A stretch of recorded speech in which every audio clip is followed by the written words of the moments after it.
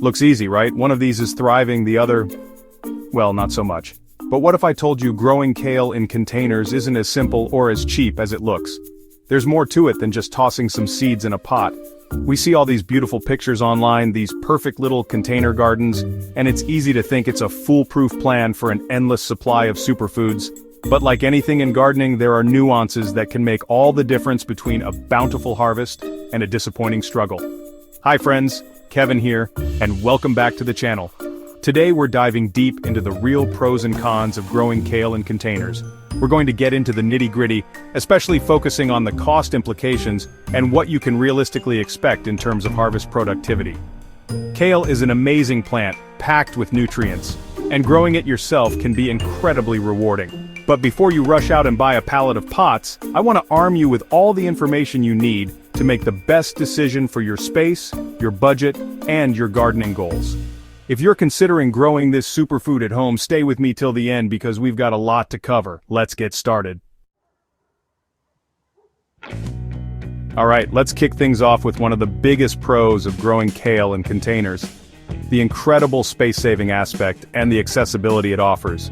If you've ever thought, I'd love to grow my own food but I just don't have the space, container gardening, especially for something as adaptable as kale, throws that excuse right out the window. You don't need a sprawling backyard with perfectly tilled rows. We're talking about transforming overlooked nooks and crannies into productive green spaces. Imagine stepping out onto your apartment balcony and snipping fresh kale leaves for your morning smoothie. Or picture a row of cheerful kale pots lining your patio, adding a touch of green and a source of nutrition. Even a sunny windowsill can become a mini kale farm with the right setup, particularly for baby greens. This opens up the joy of gardening to so many more people. City dwellers, renters who can't dig up the yard, or anyone with limited outdoor square footage. It's about making the most of what you've got, and kale is surprisingly cooperative in these compact environments. This accessibility extends beyond just small spaces. Think about folks with mobility challenges. Bending down to tend a traditional garden bed can be difficult, if not impossible. With containers, you can elevate your garden. You can use raised planters or simply place your pots on tables or benches, bringing the plants up to a comfortable working height. This means less strain on your back and knees, making the whole gardening experience more enjoyable and sustainable for everyone, regardless of physical limitations. It's gardening democratized in a way. So if space has been your barrier, container kale might just be your breakthrough. Moving on to another significant advantage of container gardening for kale: the superior control you have over watering and a markedly reduced risk of soil-borne diseases and pests. When your kale is in a pot, you are essentially creating a custom-controlled environment for its roots. Let's talk about water first. Kale, like most leafy greens, appreciates consistent moisture, but it absolutely detests soggy, waterlogged soil. In a traditional garden bed, drainage can be a real issue, especially if you have heavy clay soil or a particularly rainy season. With containers, you're in the driver's seat. You choose the potting mix, ensuring it's well draining. Every pot has drainage holes, allowing excess water to escape freely. This means you can water thoroughly, knowing that your kale's roots won't be sitting in a swamp. Now let's consider diseases and pests. Many frustrating garden ailments are soil-borne. When you grow kale in containers, you start with fresh, sterile potting mix. This immediately breaks the cycle for many common soil-borne diseases that might have plagued your garden in the past. Let's talk money and value, specifically when it comes to small, regular harvests of kale from your containers. If your goal is to have a steady supply of fresh, organic kale for your daily smoothies, salads, or side dishes, without needing to buy a huge bunch from the store that might go bad before you use it all, then a few well-maintained pots can be surprisingly cost-effective in the long run. Think about the cost of organic kale at the grocery store. Depending on where you live and the time of year, a single bunch can set you back anywhere from $3 to $5, sometimes even more. Now imagine harvesting that same amount, or even a bit more, spread out over a month, from just 2 or 3 plants growing on your patio. While we'll get into the initial setup costs later, and yes, they are a factor. Once you're up and running, the ongoing expenses for a small container setup are relatively minimal. A bag of organic fertilizer might last you a whole season or more for a few pots. Good quality potting mix can often be refreshed and reused. The seeds or starter plants themselves are generally inexpensive. The key here is small harvests. We're not talking about replacing your entire grocery bill for greens but rather supplementing it with the freshest possible product. The beauty of harvesting from your own containers is that you pick exactly what you need when you need it. This drastically reduces food waste compared to buying a large head or bunch that you might not finish in time. One of the most exciting aspects of growing kale, especially in containers where you can really pamper your plants, is the potential for a fast turnaround and a surprisingly high yield, particularly if you're a fan of baby kale. We're not talking about waiting months and months for a single massive harvest. With the right approach, you can start enjoying the fruits, or rather leaves, of your labor much sooner than you might think, and keep that harvest coming. The magic words here are baby kale and cut-and-come-again harvesting. Many kale varieties are incredibly generous and will allow you to start snipping the tender, young outer leaves as early as 30 to 40 days after planting your seeds or transplanting seedlings. These baby leaves are incredibly tender, mild in flavor, and perfect for salads or light cooking. You don't have to wait for the plant to reach full maturity to begin enjoying it. The cut-and-come-again method is key to maximizing your yield from containerized kale. Instead of harvesting the entire plant at once, you selectively pick the older outer leaves, always leaving the central bud and several younger leaves intact. This encourages the plant to continuously produce new growth from the center, effectively turning your kale plant into a long-term leaf-producing machine. With consistent care, proper watering, regular feeding, a single kale plant in a decent-sized container can keep you supplied for many weeks, even months. This continuous, smaller-scale harvesting makes container gardening feel incredibly productive.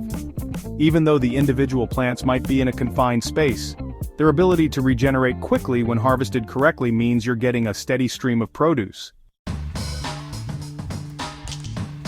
Alright, we've talked a lot about the wonderful pros, but now it's time to get real about the other side of the coin, and a significant one for many people is the initial setup cost. While growing kale in containers can be rewarding, getting started isn't entirely free, and those initial expenses can sometimes be a bit of a surprise if you haven't budgeted for them. The main components of your setup cost are going to be the containers themselves, the potting mix, and any fertilizers or soil amendments you choose to start with. Quality containers that are appropriately sized for kale, which needs a bit of root room, aren't always super cheap, especially if you're looking for something aesthetically pleasing or particularly durable. You might be looking at anywhere from $10 to $30 or more per pot for decent ceramic, sturdy plastic, or large fabric grow bags. Then, there's the potting mix. This is not an area where you want to skimp. Kale, like any productive plant, needs a nutrient-rich, well-draining medium to thrive. Filling several good-sized pots with high-quality organic potting mix can add up quickly. A large bag of premium mix might cost $15 to $25, and you might need several bags depending on the number and size of your containers. And don't forget about fertilizer.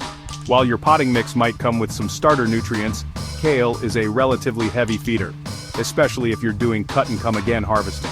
You'll want to have a good organic fertilizer on hand, whether it's a granular all-purpose type, a liquid feed like fish emulsion or seaweed extract, or worm castings. Now let's dig into a crucial aspect of container gardening that directly impacts your kale's health and productivity: the limitation of root space. Kale plants, especially when they're aiming for full-size and vigorous leaf production, develop a surprisingly extensive root system. They have a main taproot that likes to go deep, along with a network of feeder roots that spread out to absorb water and nutrients. When these roots don't have enough room to grow, problems inevitably arise. This is a fundamental challenge with almost any container gardening endeavor, but it's particularly relevant for plants like kale that aren't naturally compact. If your container is too small, too shallow, or too narrow, the roots will quickly hit the sides and bottom, becoming root-bound. This means they start to circle around inside the pot, forming a dense, tangled mass.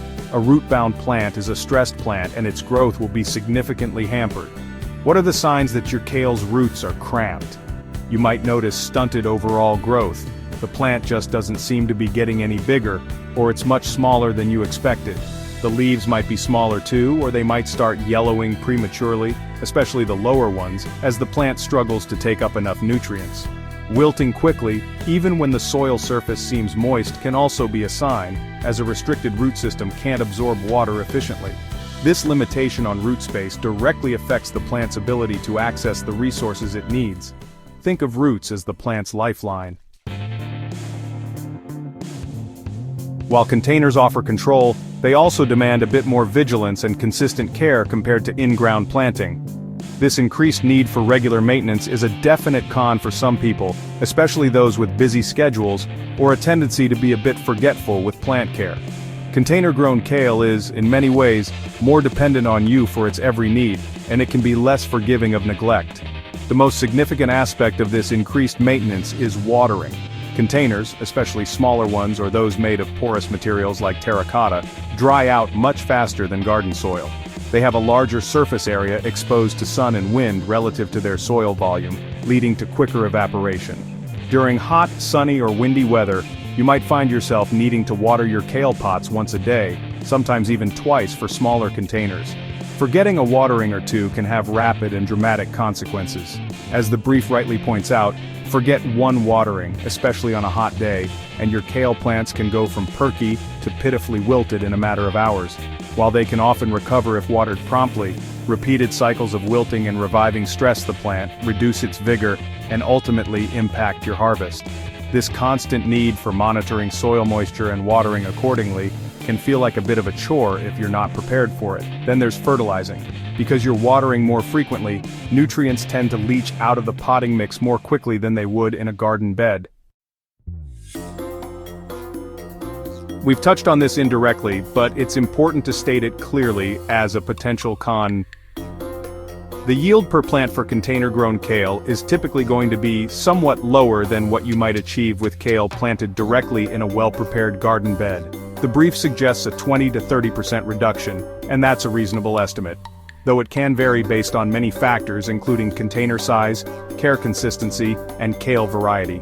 This difference in yield primarily comes down to the limitations we've already discussed: restricted root space and the more challenging nutrient and water management in containers. Even with the best care, a plant whose roots are confined to a pot simply doesn't have access to the same volume of soil, water, and nutrients as a plant whose roots can spread far and wide in open ground. This inevitably puts a cap on its ultimate size and productive capacity. Think of it this way. An in-ground kale plant can send its roots deep into the subsoil to find moisture during dry spells, and can tap into a much larger reservoir of ambient soil nutrients. Its root system can expand almost indefinitely, supporting a larger, more robust plant structure above ground. A container plant is living within a closed system, entirely dependent on what you provide within the confines of that pot. While it can be highly productive for a container plant, it's often playing in a different league than its in-ground cousins. This doesn't mean container kale isn't worthwhile, far from it, as we've seen with all the pros. So, after weighing all these pros and cons, what's the bottom line on growing kale in containers? Well, like so many things in gardening, it really depends on your individual situation, your goals, and what you value most. It's absolutely perfect for apartment dwellers, balcony gardeners, or anyone wanting small batch, fresh, chemical-free kale right at their fingertips. The convenience and accessibility are undeniable. However, it's probably not ideal for those wanting bulk production to feed a crowd, or looking to save significantly on their overall grocery bills through massive harvests. The setup costs and potentially lower yields per plant are real considerations. So, is growing kale in containers worth it? If you love the convenience of stepping outside to snip fresh greens for your meal, if you enjoy the satisfaction of nurturing a plant in a small space, and if you're up for a bit of DIY fun and learning, then absolutely yes, it can be incredibly rewarding. But if you're expecting to grow vast quantities of kale or achieve huge financial savings compared to buying in bulk, it's probably not your best option. It's about finding that sweet spot where the benefits align with your personal gardening aspirations. If you learned something new today, or if this helped you make a decision about your own kale growing adventures, please hit that like button to show your support. It really helps the channel. Thanks for watching, and happy gardening.